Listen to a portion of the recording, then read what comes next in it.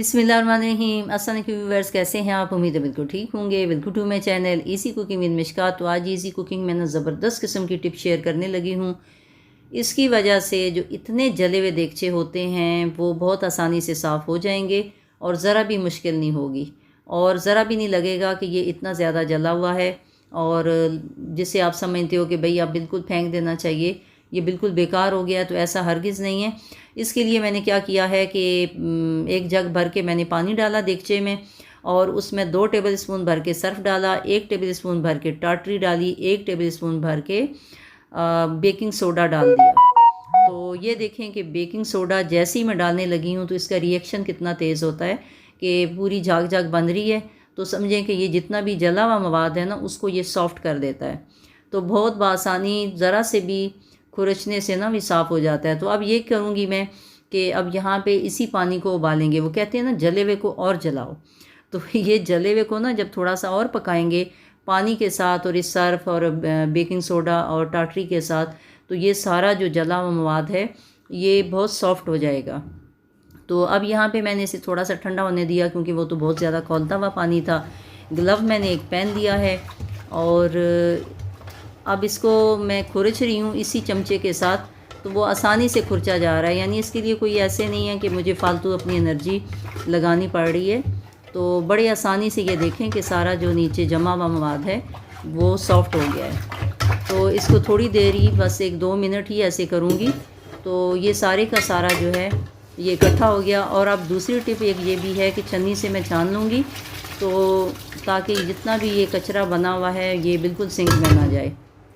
अगर आप लोगों की ये रूटीन है तो कभी भी आपका सिंक बंद नहीं होगा। इसी मेरा सिंक तो कभी भी बंद नहीं हुआ क्योंकि मेरी ये रूटीन है कि जितना भी सालन का जो ये लेफ़्ट ओवर जितना भी बचा हुआ होता है, चाय की पत्ती का होता है या इस तरह का जितना भी है, तो साथ साथ छन्नी से छान के तो शॉपर में डालते जाते हैं, डस्टबिन में डालते जाते हैं, तो कभी भी सिंक बंद नहीं हुआ। तो ये देखिए काफ़ी हद तक आप देगचे का पैंदा देख सकते हो कि नज़र आना शुरू हो गया है। अब दूसरा टूल ये है कि चम्मच ले लीजिए क्योंकि देगचे को अंदर से आसानी से चम्मच से ही हम खुरीद सकते हैं। तो थोड़ा थोड़ा ये इसी से मैं खुरच रही हूँ ताकि जो थोड़ा थोड़ा ये ज़्यादा जो जला हुआ है वो निकल जाए। तो उसके बाद जो है ये दूसरा स्टेप है कि आप चम्मच से कर लो और साथ साथ छानते जाएं। उसके बाद ये कि तीसरा स्टेप ये है कि जो मोटा जूना होता है, गुच्छा होता है तारों वाला, वो भी हर किचन में मौजूद होता है, उसे लेके और थोड़ा सा ये सर्फ लेके, और सर्फ को मैंने आप देखें कि साथ साथ मैंने कैसे मैनेज किया हुआ है कि जो टेल्कम पाउडर के डिब्बे होते हैं जो खाली हो जाते हैं, जो पिरकली पाउडर के होते हैं, उसमें मैंने सर्फ डाल के ना तो मुख्तलिफ़ किचन में और वॉशरूम में और वॉशिंग एरिया जो होता है उसमें डाल के रखे होते हैं ताकि जो सर्फ के जो पैकेट्स होते हैं उनमें गीला हाथ ना लगे। अदरवाइज़ गीले हाथ रखेंगे, जितनी भी हेल्पर होती हैं, मेड्स होती हैं, तो आधा आधा उन्होंने पानी डाला हुआ होता है। तो जब से मैंने ये चीज़ें सेट की हुई हैं कि टेल्कम पाउडर के जो डिब्बे होते हैं ना उसमें डाल के सर्फ मैंने मुख्तलिफ़ जगहों पे रखा हुआ है तो ईज़िली वो यूज़ भी हो जाता है। तो यहाँ उसे मोटे जूने से और सर्फ लेके ये देखें कि कितनी झाग बनी हुई है और बहुत ईज़िली ये साफ़ हो गया। तो मेरे ख्याल में 70% तो साफ़ हो ही गया है। तो इसकी कोई भी चीज़ मुश्किल नहीं होती अगर उसे थोड़ी सी सेंस के साथ की जाए, सिस्टमेटिकली किया जाए। तो अब ये देखें कि जूने इसी तारों से मैं थोड़ा सा और साफ़ कर लूँगी। तो कोई भी ऐसी चीज़ यूज़ नहीं की जो आपके किचन में मौजूद ना हो। जैसे आजकल तो ये जी ये केमिकल डाल दें, ये केमिकल लगा दें, ये हरगिज़ ऐसा ना करें क्योंकि खाने पीने के बर्तन होते हैं तो आजकल तो वैसी बीमारियाँ इतनी ज़्यादा हो गई हैं। तो इसे कोशिश करें कि केमिकल से या एक्स्ट्रा चीज़ों से बचा जाए और जितनी सादगी के साथ सिंपल तरीके से चीज़ें साफ़ हों तो उतना ही अच्छा है।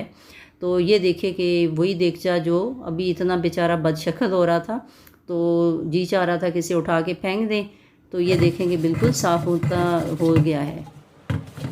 थोड़ा सा बाकी रह गया है, उसे भी मैं साफ़ अभी कर लूँगी। तो जब इतना कोई देगचे या बर्तन जल जाते हैं ना तो होता क्या है कि चाहे वो घर के मददगार हों या हेल्पर हो, मेड हो, कोई भी हो, तो नज़रें चुराना शुरू कर देते हैं कि पता नहीं क्या हो गया है। हालांकि ज़रा सी सेंस यूज़ की जाए तो आराम से बर्तन साफ़ ये हो जाते हैं। तो मेरी मेड साथ साथ बर्तन धो रही थी तो जैसे ही उसने देखा कि ये देगचा इतना जल गया है, जला पड़ा है, तो वो उसने फ़ौरन ही नज़रें चुराई और अपना काम ख़त्म करके साइड पे होगी। लेकिन मुझे मुश्किल नहीं होती क्योंकि कितने ही जले हुए हों तो इस तरीके से मैं साफ़ कर लेती हूँ और कोई भी चीज़ ऐसी नहीं है कि जो बाहर से एक्स्ट्रा मंगाई जाए तो वही किचन में जो चीज़ें मौजूद होती हैं वो उनसे करती हूँ। हाँ, एक चीज़ टाटरी मंगा के ज़रूर रखें, क्योंकि जितनी ये सिट्रिक एसिड की जो चीज़ें होती हैं ना, चाहे उसमें लेमन है, ऑरेंज है, तो इस किस्म की चीज़ें जो हैं वो सफाई के लिए और चिकनाई को दूर करने के लिए बहुत अच्छी होती हैं। और उनमें जो ये टाटरी है वो सबसे बेस्ट है, क्योंकि जो टाटरी भी बनती है ना, ये लेमन, ऑरेंज और मुख्तलिफ इन फ्रूट के जूसेस से बनाई जाती है। तो ये सफाई सुथराई के लिए बहुत ही अच्छी है। तो ये देखें जी, ये देगचा धुल के कितना साफ़ हो गया है। थोड़ा सा कोई पीछे ये दाग रह गए हैं, इसको भी मैं अभी साफ़ कर देती हूँ। तो इसलिए टाटरी जो है वो ज़रूर मंगा के रखा करें। अमूमन रेस्टोरेंट्स में तो टाटरी जितनी भी बिरयानी या जो खटाई के तौर पे यूज़ करते हैं तो ये यूज़ कर लेते हैं, ताकि टमाटर वो चीज़ें ना डालनी पड़ें। लेकिन मैं किचन में ख़ासकर टाटरी इसी मकसद के लिए और इसी पर्पज़ के लिए मैंने मंगा के रखी होती है, तो ताकि बर्तन वगैरह जल्दी साफ़ हो जाएं। और दूसरा जो काम करता है वो बेकिंग सोडा करता है। और तीसरी चीज़ जो है, ये कपड़े धोने वाले जो सर्फ होते हैं या जो भी लेमन मैक्स साबन है। अब यहाँ पे मैं तीसरा स्टेप ये था कि ये जो स्कॉच ब्राइट है, ये इसके साथ थोड़ा सा लेमन मैक्स साबन लगाया और उसके साथ मैंने ये थोड़ा वॉश कर लिया है। तो यही 2-3 चीज़ें होती हैं, तो उसी से ही साफ़ हो जाता है। तो इसलिए ये कोई इतना हेडिंग वाली बात नहीं है कि जो भी देखता है वो साइड पे हो जाता है। तो आपके भी अगर देगचे, और ख़ासकर एलुमिनियम का अगर देगचा इतना ज़्यादा ख़राब हो जाए तो परेशान नहीं हो, आप इस तरीके से साफ़ कर लिया करें।